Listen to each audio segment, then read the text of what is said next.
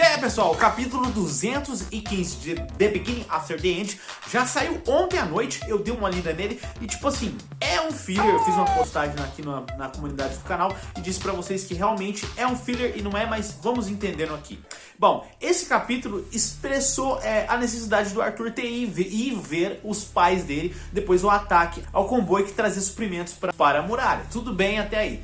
Normalmente, imagina, ele é um general, tem prioridades, ele tá de férias de certa forma assim, mas está treinando para poder melhorar seu núcleo de mana e também conseguir mais habilidades com afinidades que ele não usa com frequência. Por exemplo, até a própria gravidade ele só consegue acessar ela através do Helm Art, que faz com que ele consiga usar mais a habilidade da Terra. Ele tá usando ela de certa forma, mas a gravidade ele só acessa através dessa magia. E outra, ele é um quadro elemental, ele precisa melhorar as 4 vertentes das habilidades de magia e as suas respectivas desviantes.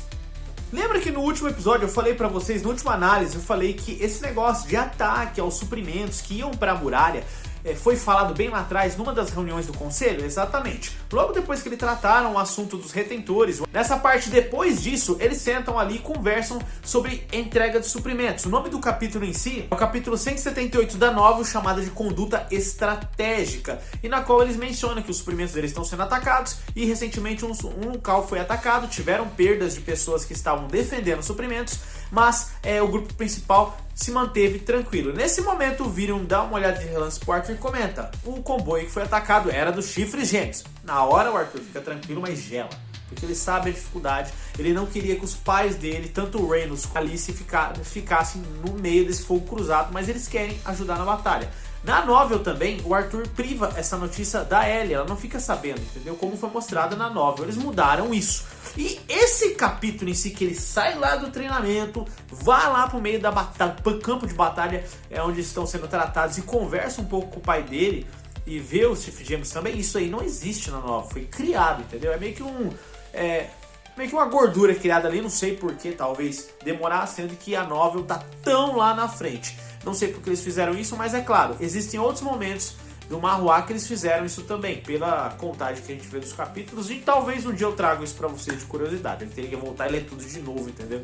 O Marruá eu li uma vez, tô continuando agora do que tá saindo, e a novel eu tô vendo pela segunda vez pra trazer essas coisas na íntegra pra vocês, e essas curiosidades que eu acho interessante.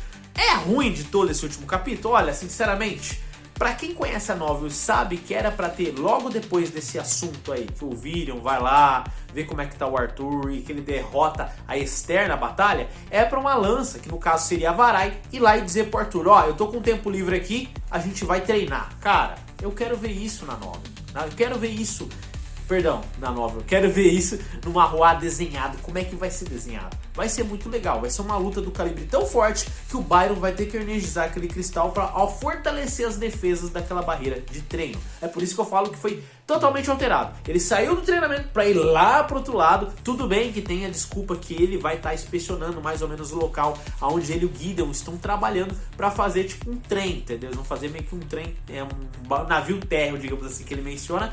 E alguns balões de comentários que eles falam de Black Bench, que é da onde está saindo algumas coisas, a terra que eles estão indo até chegar na muralha e entrega das coisas, são tiradas assim da novel. Essas coisas não são criadas, mas são de momentos em que ele e o Gideon comentam sobre esse projeto que vai inovar de certa forma Decatur, porque criar um trilho de trem, galera, vocês sabem que na história da humanidade esse tipo de coisa tende a evoluir, assim como a revolução industrial faz com que a humanidade tome passos maiores rumo de novos desenvolvimentos. Assim como hoje, nos nossos dias atuais, tanto a tecnologia, inteligência artificial e robótica estão avançando a nível estrutural.